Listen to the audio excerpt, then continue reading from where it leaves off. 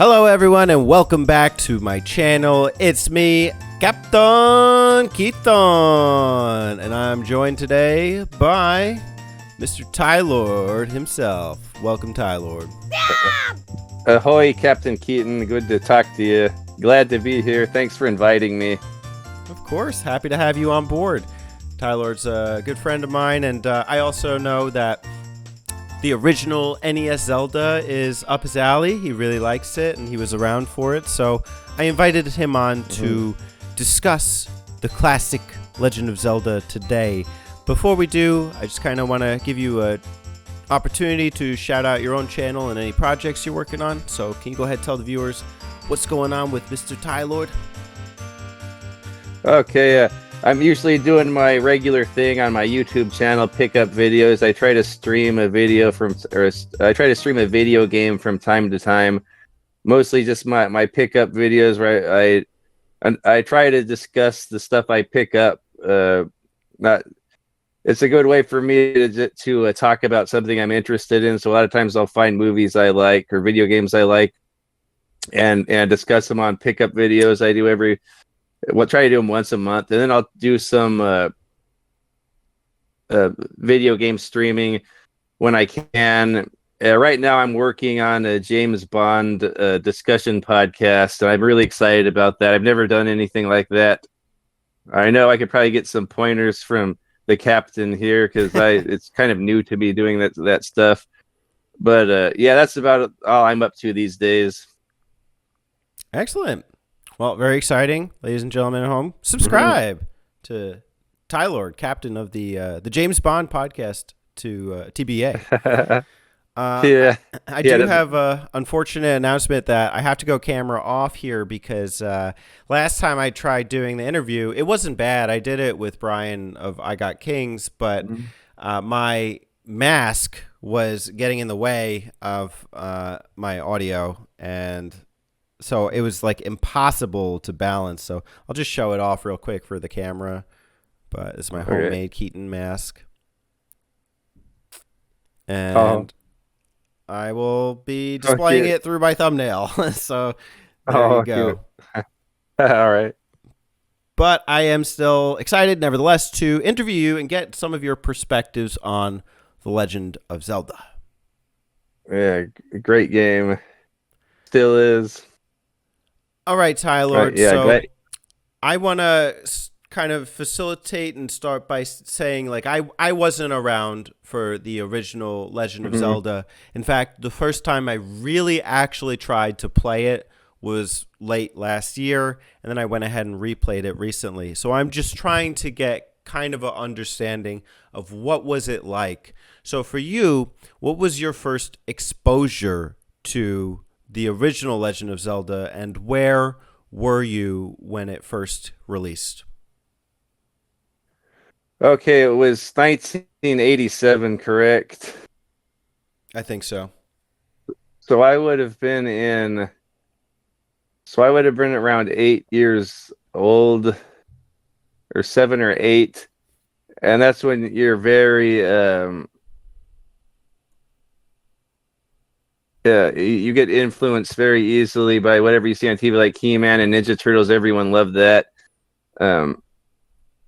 Easily impressionably, very impressionable at that age. So I think Super Mario was my first introduction to video games, and that, like, I fell in love with that. Like, that's kind of like my first memory of playing a video game on a console.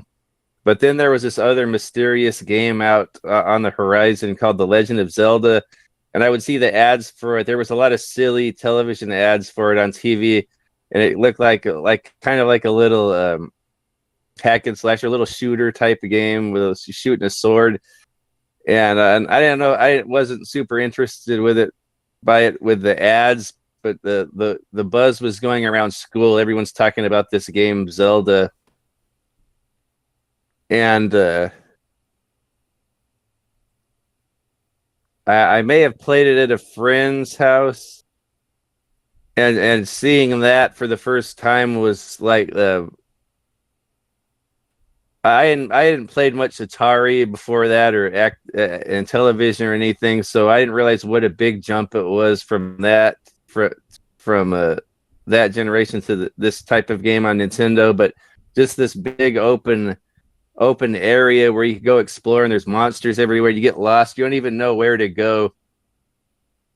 But man, super interesting. Like even if I didn't know what to do, like I'd still want to play that game and find new secrets and talk about it with the friends at school. I might be going off the subject with your question, but I don't think we knew anyone at the time that could beat it. Maybe it's like maybe we had words somewhere. There was some really smart kid that was an exchange student from Japan. Oh, so Kiyoshi can beat it or something like that, or maybe someone's like nerdy brother or someone's like older brother, or like if their dad was like kind of a nerd. But I didn't really know anyone that could beat it for it seemed like a while. So it was always like cool when you heard a new secret to unlock a new dungeon, or you find it by yourself and you could tell your friends like, oh, blow the whistle at the lake or whatever secret is, or burn this bush or whatever. But it was, I remember it was, I probably just got caught up with the hype and the culture. Like the little kids, that was probably one of the biggest things in the video game culture back then. And I probably just got caught up with it, and I'm glad I did. Yeah, I mean, I think that its reputation precedes it in terms of, the cryptic nature and how difficult it can be. So it's interesting to hear that even back then it was, challenging, but still had the like word of mouth quality, like, oh, the flute at the lake or burn this bush. Yeah. Yeah. So where did you stand in terms of your impressions? Like, did it have any kind of like mental or emotional impact on you? Yeah, I would say just you really get that wonderful fantasy feeling from it. Like I don't know if you're probably too young. I'm sure you've seen them, but if you watch movies like The Neverending Story or Tom Cruise in Legend or like The Last Unicorn, I know Alex has talked about that one. That wonderful fantasy feeling that like it really captures your imagination. And it might probably one of the things that got me into liking like fantasy style things. I remember always wishing there'd be a movie of it, but also the music too. It was Koji Kondo who did the music, and there's only like 2 or 3 tracks in the whole game, but they're all bangers. Like a lot of times you would have the game on, stuck in a dungeon or stuck out in the outer world, not knowing where to go, but that music's just looping over and over and over. I know you were saying it's probably only like 15 or 30 seconds, but it's like really, really like a good music, and I didn't really mind having it on there. And it actually was a big part in why I like the game so much. Was the main Zelda theme. I know it was based on a classical piece. I can't think of what it is right now, but when I hear the piece it's based on, I don't really hear it. I hear its own thing. Like it's its own nice little tune, like very catchy little tune. And of course the dungeon theme, very mysterious and eerie.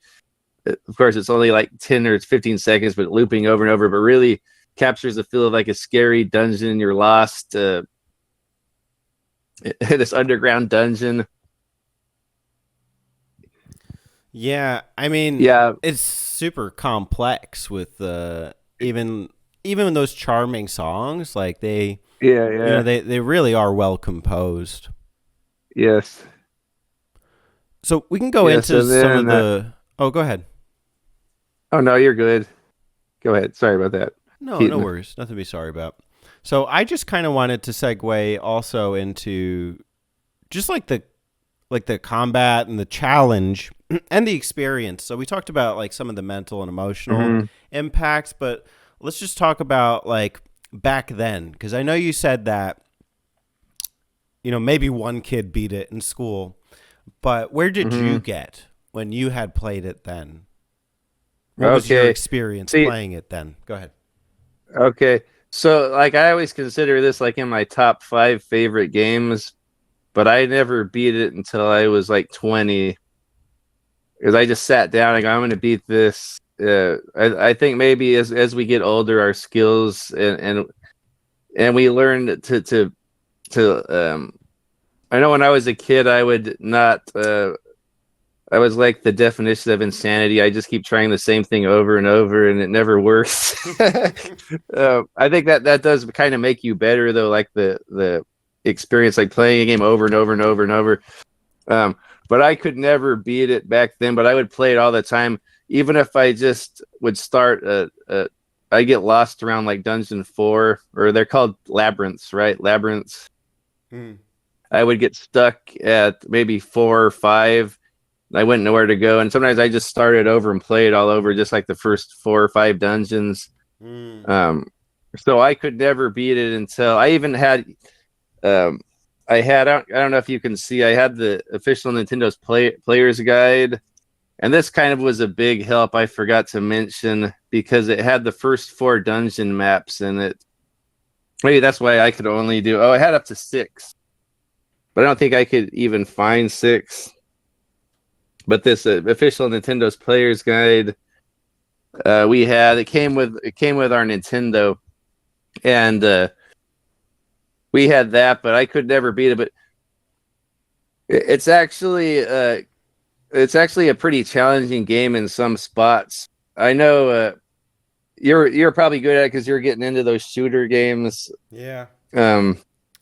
But there's a couple areas in that game, like when you get overwhelmed with like the dark nuts with the whiz robes and the little bubbles that make your sword not work. I forget what they're called.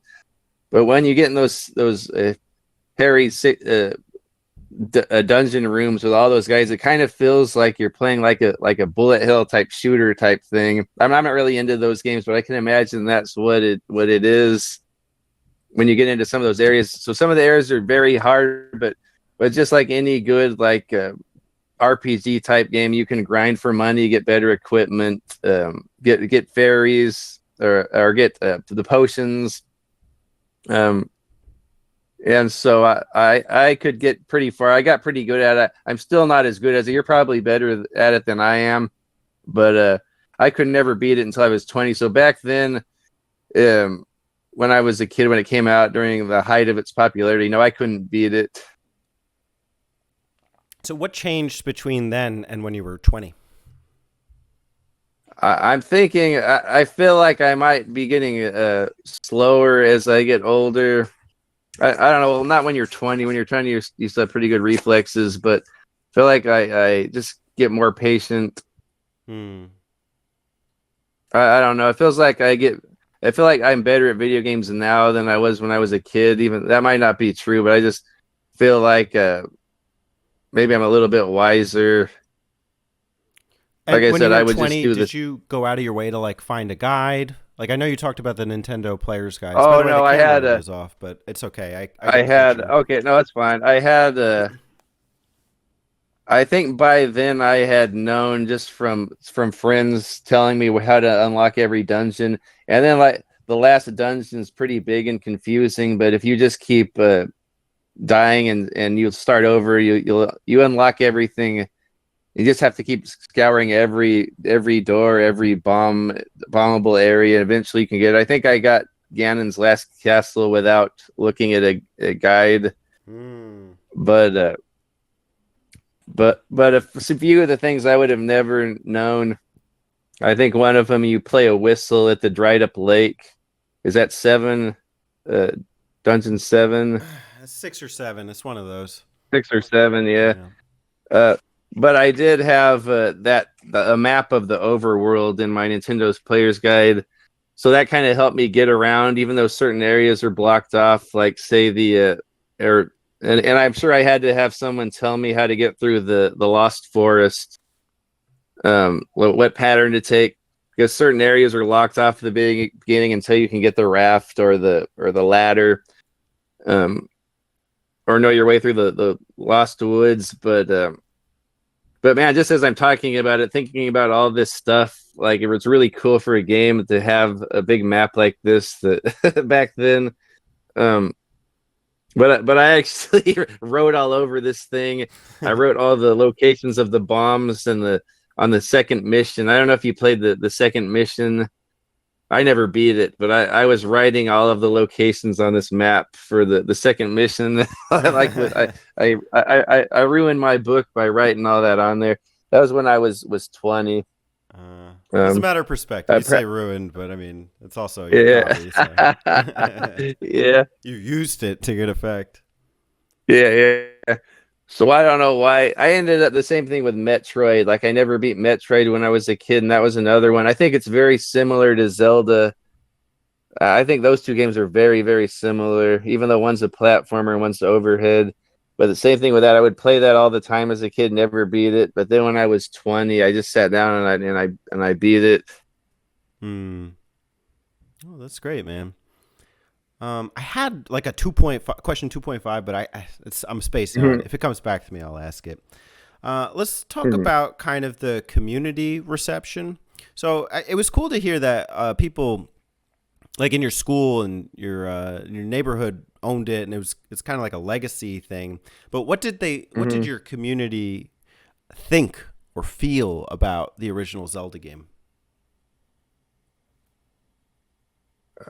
I think they thought very highly of it. I mean, that was one of like the games all the kids loved back then, up there with like Mario. This may have been before. This was before the Genesis, right? And I didn't know many kids with a Master System. I had one friend with a Master System, and I thought it was pretty cool. But most kids, just because it was all over the television, all the marketing and everything, everyone had Nintendo, and I think it's as good as it was advertised. Like I think everyone loved it. So I think we got our money's worth with it back then. Zelda, like that, yeah. Everyone spoke of it with reverence, with great reverence. Yeah, and I mean, I think that I thought of my other question. It's similar. So,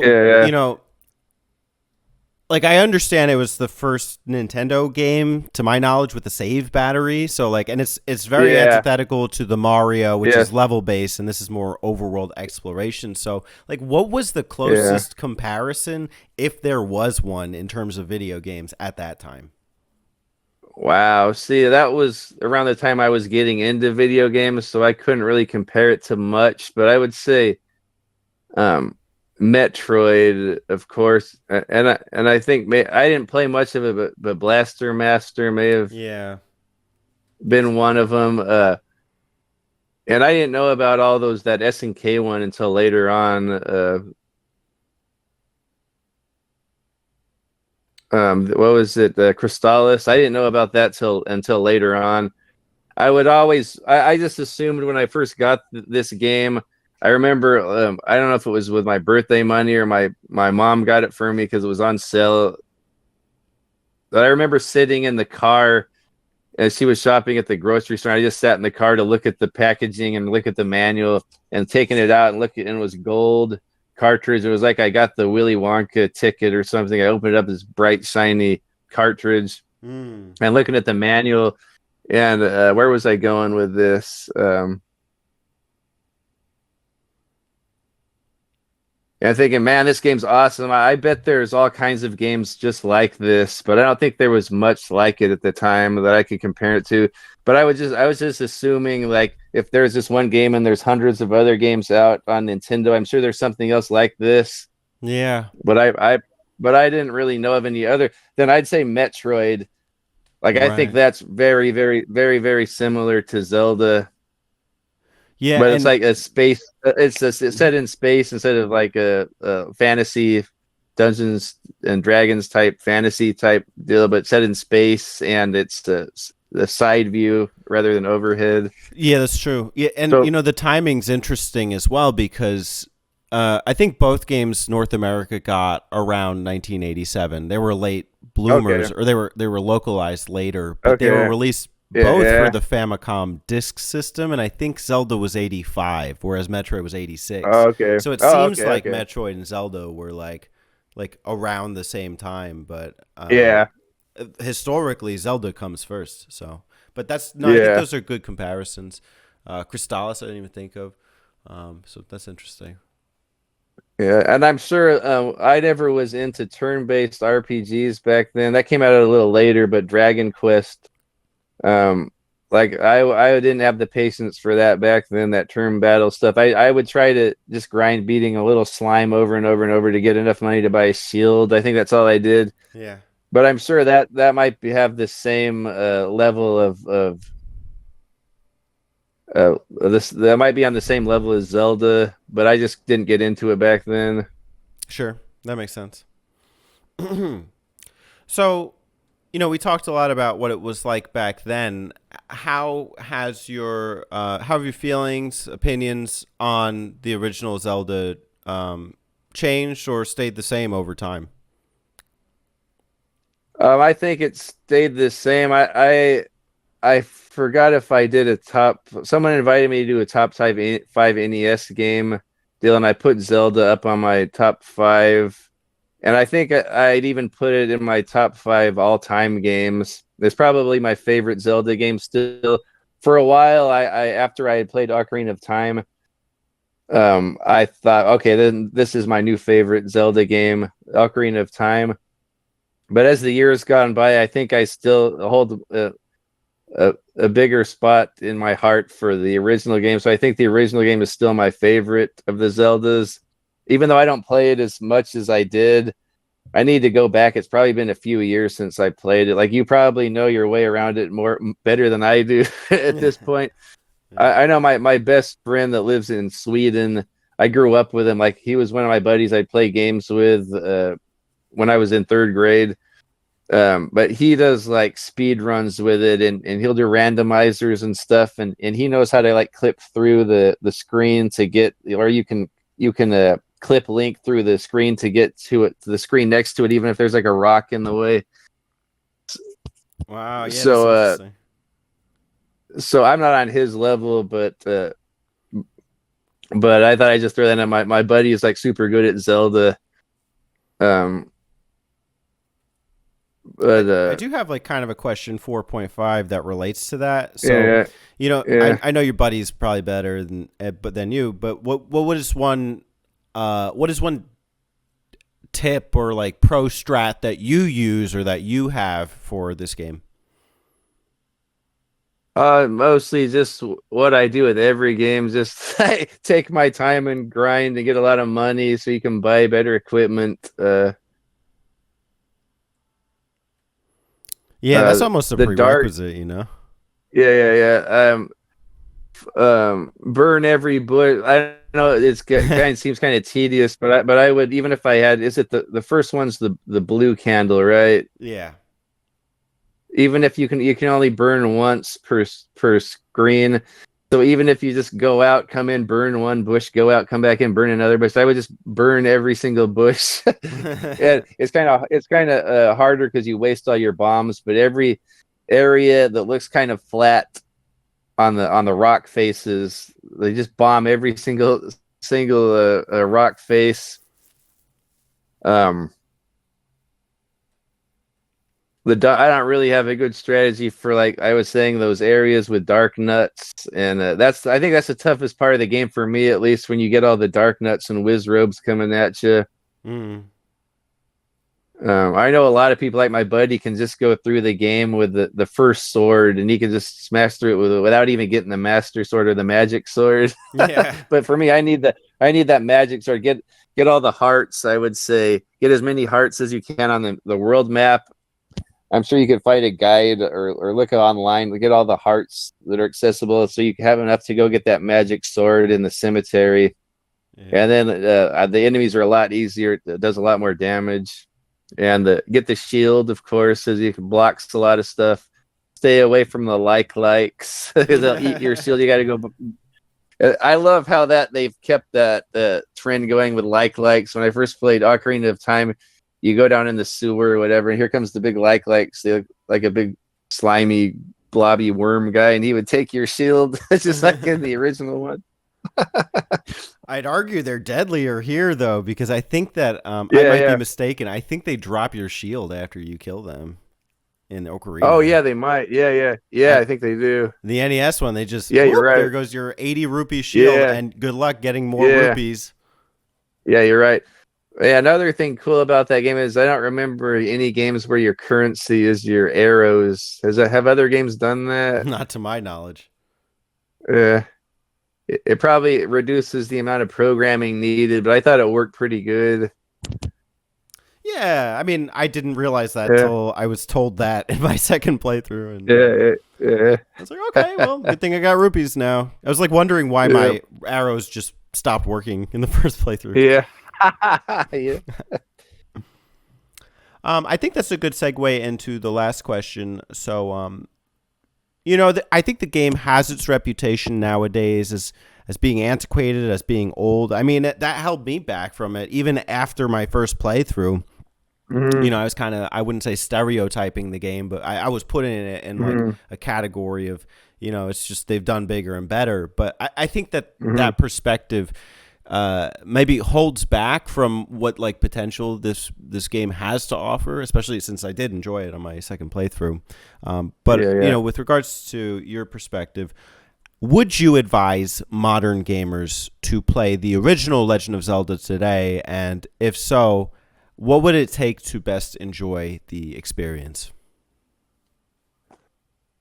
Um, just because I'm all about like that generation of games, I would say yes. Like I try to get my kids to play these, but they're into Minecraft and all of that. I wish I could get my girls to play Zelda. They might come around eventually, but I know there is. I don't know if it's just parents like me trying to brainwash kids into thinking retro's the best, but I know there are a lot of youngsters that are into retro games these days. It might be. I don't know if it's just because like retro's popular, like in popular media, like everything's about the '80s and that this and that. But I know there are a lot of kids, like young kids that work at that I work with, or a lot of them like older movies and like talk about older games. So I think probably any generation could enjoy this game just because it's so good.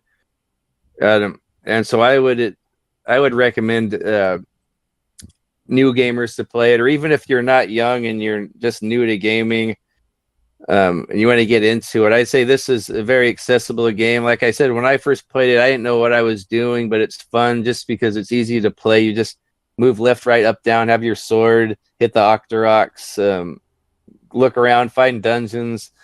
So I think even a new gamer would enjoy it. It's fun, like it's for, of course it's not going to be anything like Breath of the Wild or Tears of the Kingdom. Um, and sorry to get off the subject, but speaking of that, when I first played this game, I envisioned the game like Twilight, like Tears of the Kingdom, or what do you call it? When I was a kid, like you have imagination, like whoa, when the next Nintendo, maybe there'll be a game where you can just go around this big realistic world and do whatever you want. Like that's what all of us kids like envision. So I kind of I really like the new Zelda games for that reason. Like it's pretty much like exactly what I would have wished for when I was a kid. Like what the new Zelda game with the new technology would have been after playing this one, the original.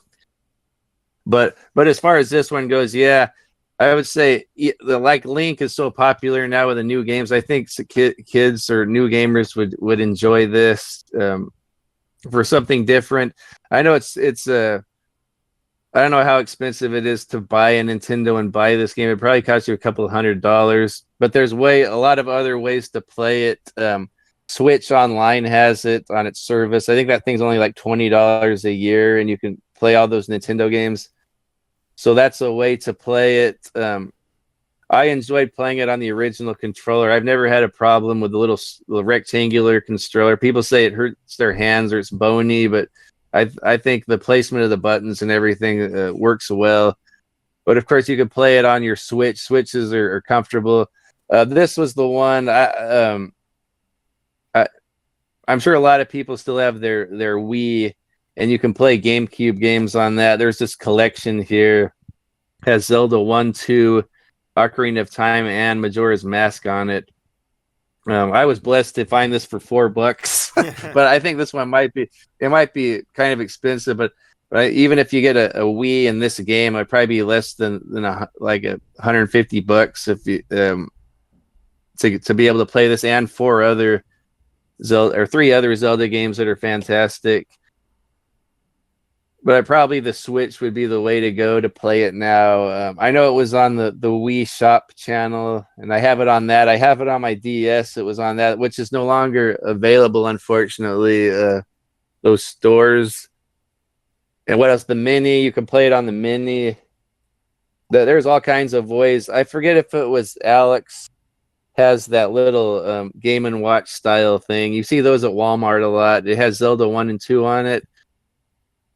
So there must be a market for it. I'm hoping younger kids would like Zelda, and now with the internet, it might be easier to get through it with walkthroughs and guides.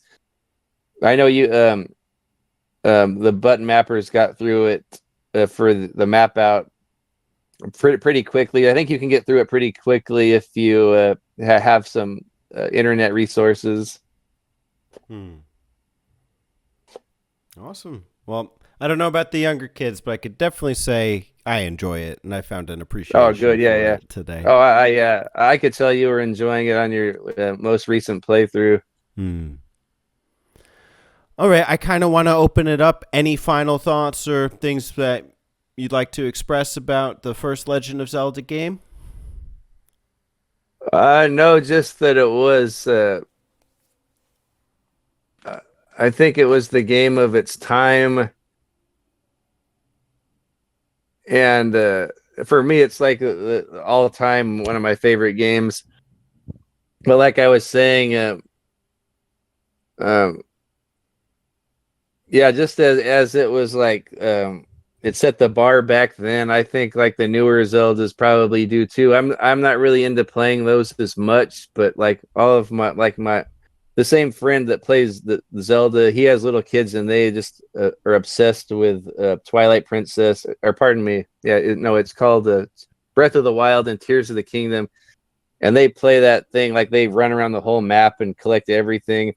And it kind of takes me back to when I was a kid trying to go around this map on the original Zelda, collect everything. So you got to give it to Zelda for like staying on top all these years for many generations. And it all started with this one. Sure did. Well, cheers to the king. Yeah, cheers. Cheers with... I got my unsweet tea from McDonald's. Love these.